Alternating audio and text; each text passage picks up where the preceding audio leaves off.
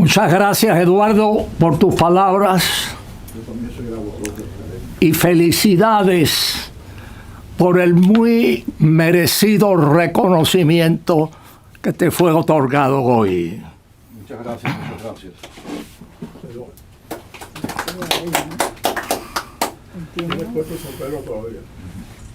Aprecio altamente el doble honor de mi investidura en la Academia de la Historia de Cuba en el exilio y de mi participación en su Congreso Bienal con una ponencia sobre la Constitución de 1940. Ante todo, quiero agradecerles a todos ustedes la asistencia de hoy y la permanencia hasta por la tarde. Admiración a ustedes.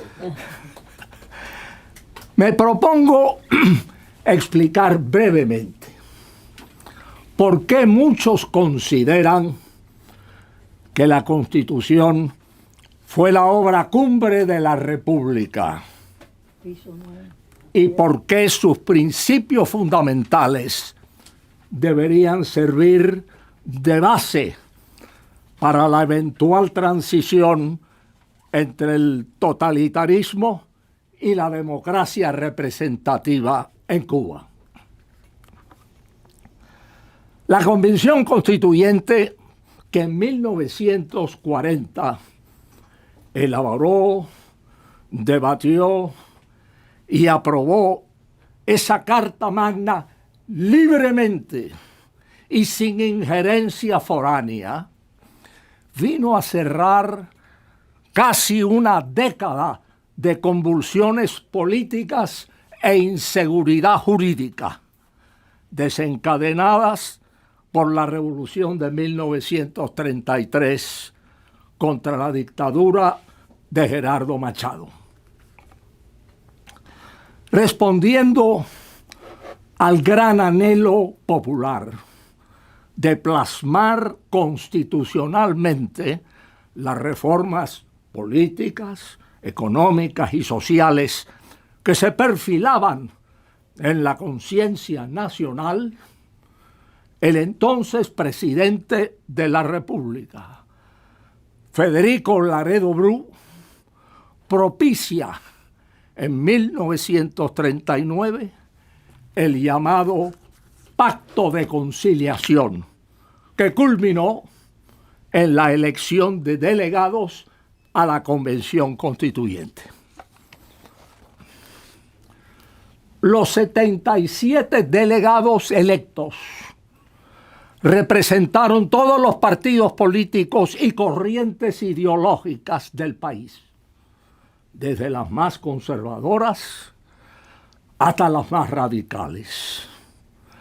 Al triunfar la coalición oposicionista, comandada por Ramón Grau San Martín, este fue nombrado inicialmente presidente de la Constituyente. Al inaugurarse las sesiones en el Capitolio Nacional, el 3 de febrero de 1940, grupos de perturbadores en las galerías del hemiciclo provocaron un grave incidente cuando José Manuel Cortina pronunciaba su discurso de apertura en nombre de la coalición gubernamental. Elevando su voz y apuntando con el índice a las turbas, se impuso el tribuno con estas palabras memorables. Cito: aquí debemos apagar las pasiones egoístas y estar hermanados en este sagrado propósito. Para ello es imperiosa la solidaridad nacional. Los partidos fuera, la patria dentro. Y agregó Cortina al terminar: la nación cubana en su liberación tuvo por jefe y por guía al más evangélico de los libertadores del mundo, aquel que hasta para sus enemigos pedía la rosa blanca. La patria de Martí no debe ser patria de fratricidas. La patria de Martí tiene que ser de todos, con todos y para el bien de todos. Serenados los ánimos, los convencionales superaron las hondas divergencias que los separaban y cumplieron su misión con un alto sentido del deber. 3 factores contribuyeron al éxito de la constituyente. Primero, la labor realizada por la comisión coordinadora, presidida por Cortina e integrada por 17 de los líderes políticos más prominentes. Dicha comisión logró la conciliación y defensa de la mayoría de los preceptos aprobados en las asambleas plenarias. Segundo, la elección de Carlos Márquez Sterling como presidente de la Constituyente tras la renuncia de Ramón Grau San Martín. Con gran autoridad y destreza, Márquez Sterling procuró la disciplina necesaria para agilizar los debates estancados bajo Grau. Tercero, la lección cívica que los debates de la Constituyente le impartieron al pueblo de Cuba. La radio llevó a todos los hogares de la nación los debates de sus delegados, creando un fervor patriótico y acrecentando la fe del pueblo en sus destinos. Fue así que se produjeron importantes acuerdos transaccionales, tan necesarios en una convención democrática y tan difíciles de lograr, sobre todo entre cubanos, sin abdicar los principios fundamentales. La Constitución de los Estados Unidos, modelo de Carta Magna democrática, fue el producto de grandes transacciones entre los delegados que abogaban por un gobierno nacional con amplios poderes federales y los que insistían en una confederación de estados con plena autonomía. Y el sistema electoral que se acordó, de representación proporcional en la Cámara de Representantes y de representación igualitaria en el Senado, fue el resultado del llamado Great Compromise entre los estados grandes y los estados pequeños. Fallaron los constituyentes estadounidenses al considerar que no era necesario incluir en la Constitución los derechos individuales. James Madison, el padre de la constituyente americana, rectificó posteriormente el grave error, logrando que se incorporaran esos derechos llamados Bill of Rights mediante enmiendas a la Constitución las primeras 10 de las 27 ratificadas a esta fecha.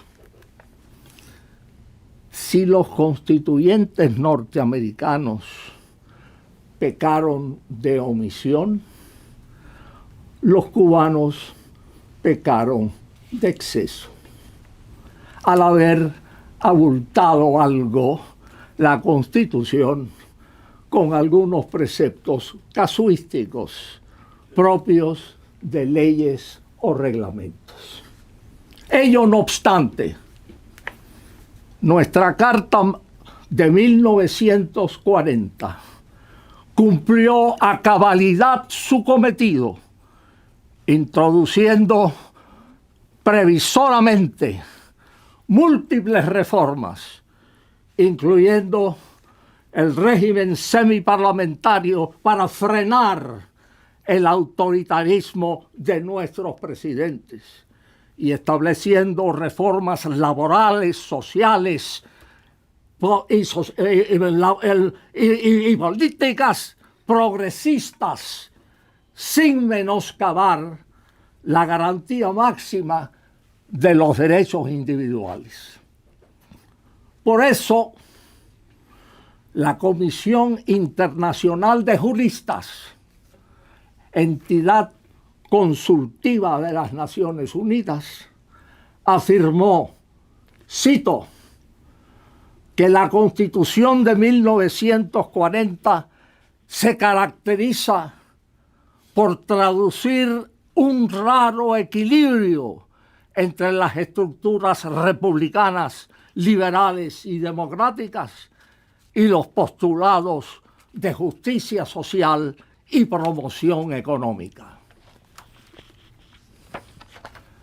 No debe extrañarnos, pues, que dicha Constitución haya sido el leitmotiv de la lucha contra la dictadura de Batista y que sus principios fundamentales hayan sido invocados por gran parte de la resistencia contra el régimen comunista, incluyendo la Brigada 2506, los autores del notable documento La Patria es de Todos, diversas organizaciones de militantes dentro y fuera de la isla, como la Asamblea de la Resistencia, y líderes prominentes en Cuba, como Oscar Elías Bisset.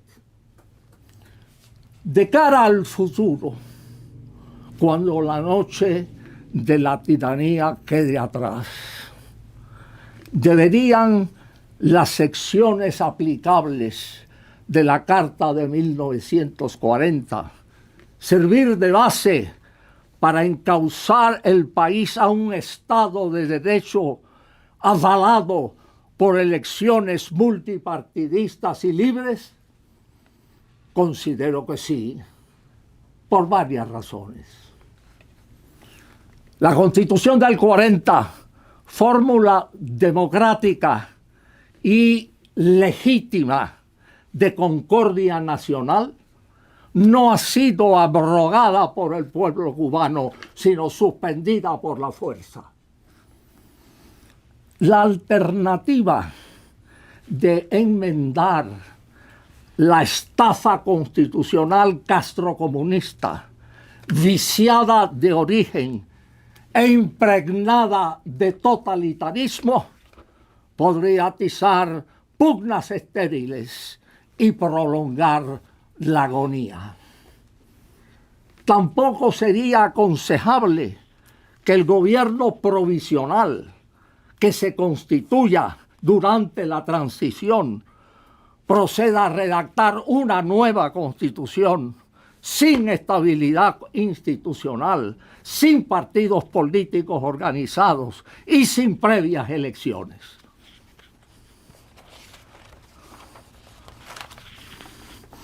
Pienso que lo más sensato sería basar la ley fundamental durante la transición en las secciones aplicables de la Constitución de 1940, principalmente el título 4, que consagra los derechos individuales, nuestro Bill of Rights.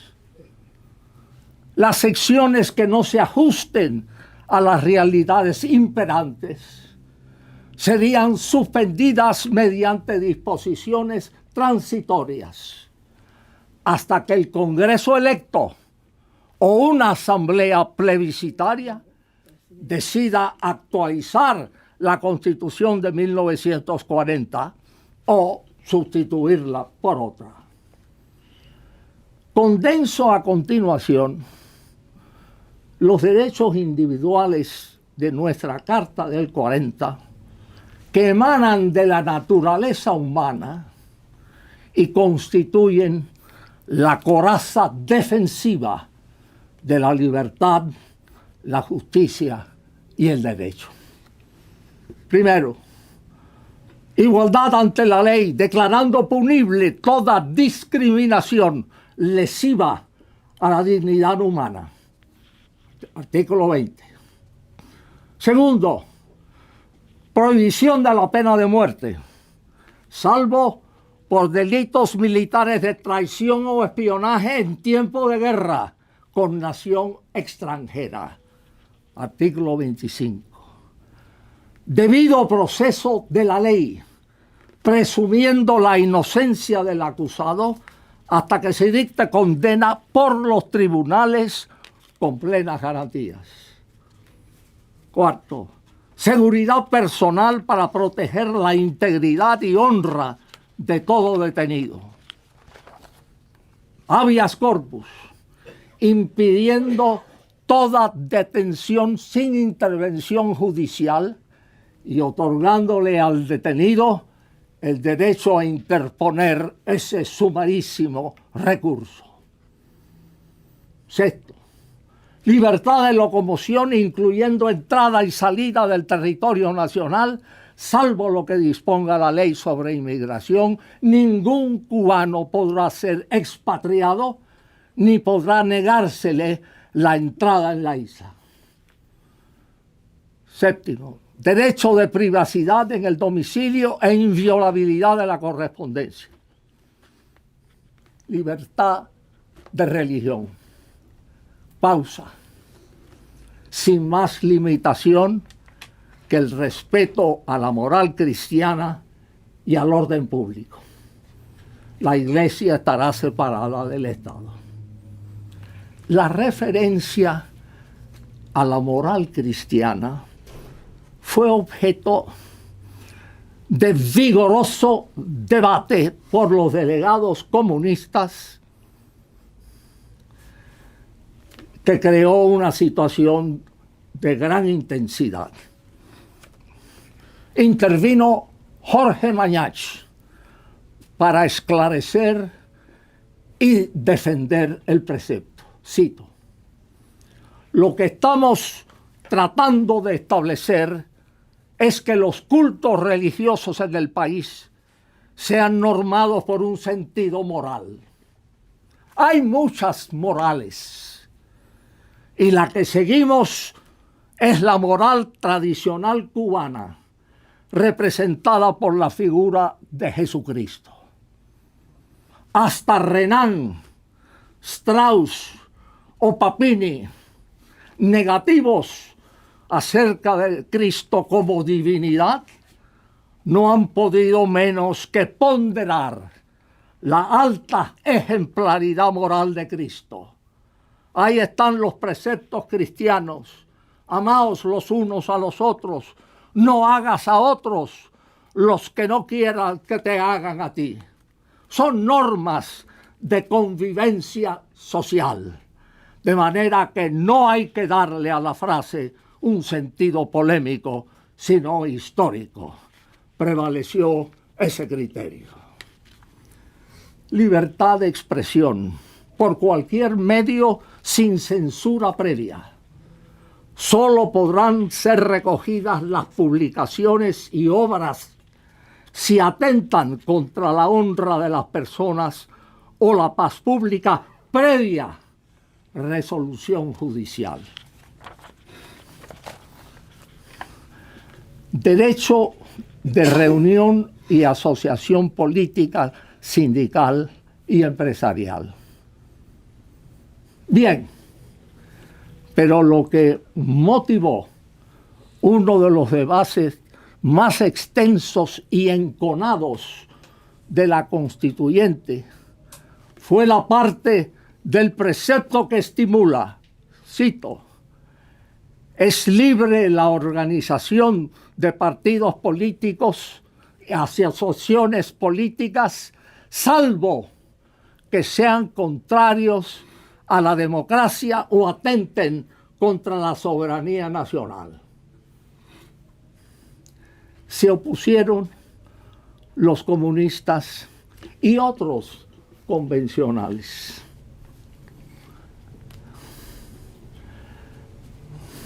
Alegando que el precepto podría servir para eliminar o restringir la diversidad de partidos e ideologías. El debate entre José Manuel Casanova y el líder comunista Blas Roca suscitó un chispeante contrapunteo. Casanova: ¿cree el señor Roca que podría manifestarse en el Parlamento de Rusia con la libertad con que se produce aquí? Salta Oreste Ferrara: sí podría hacerlo el señor Roca, pero una sola vez. El precepto fue aprobado por la mayoría de un voto. Derecho de participación política, incluyendo la facultad de dirigir peticiones a las autoridades, el derecho a votar en elecciones con sufragio universal, igualitario y secreto, y a desempeñar cargos políticos. Asilo a los perseguidos políticos. Derecho de propiedad privada en su más amplio sentido de función social, prohibiéndose todo tipo de confiscación. Los comunistas y otros convencionales propusieron prohibir la confiscación únicamente como pena impuesta en caso de delito por el Poder Judicial. Alegaron, y vean la maniobra, que lo hacían en homenaje a los convencionales cubanos de 1901, quienes habían establecido esa limitación.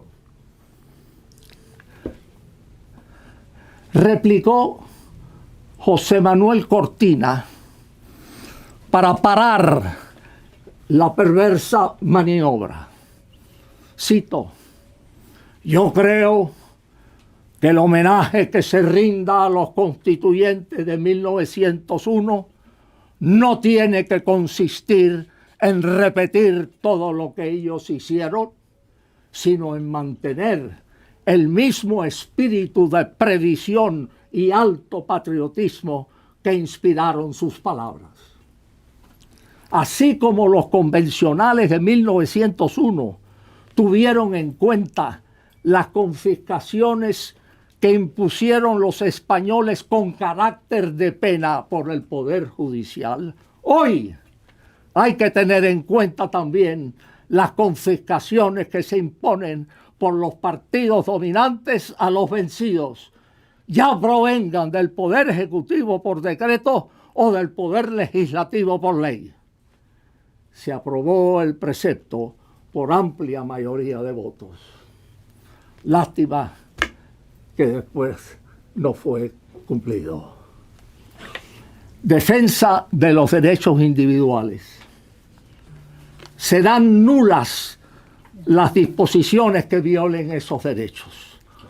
toda persona afectada podrá recurrir ante el Tribunal de Garantías Constitucionales y Sociales. Solo podrán suspenderse las garantías con aprobación del Congreso en casos excepcionales por tiempo limitado. Es legítima la resistencia adecuada para la protección de los derechos individuales, principio invocado durante la lucha contra la dictadura de Batista. En resumen, señores, cuando alboree la libertad en la isla cautiva, no todo deberá ser vacío, incertidumbre e improvisación. Los cubanos que asuman entonces la responsabilidad y el honor de rescatar y encauzar a la patria destrozada podrán contar con la legítima Constitución del 40 que consagra los derechos y garantías requeridos para unificar, reconstruir y enaltecer el país. Que Dios los bendiga e ilumine. Muchas gracias.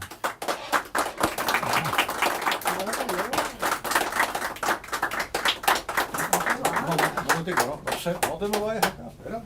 Pues este hombre sale en una velocidad. Está impulsado, está impulsado. Quisiéramos entregar este diploma de membresía al amigo el doctor Néstor Carbonell Cortina de la Academia de la Historia de Cuba en el Exilio, en consideración a los conocimientos sobre la historia de Cuba y sus exilios y demás ejecutorias que concurren el doctor Néstor Carbonell Cortina.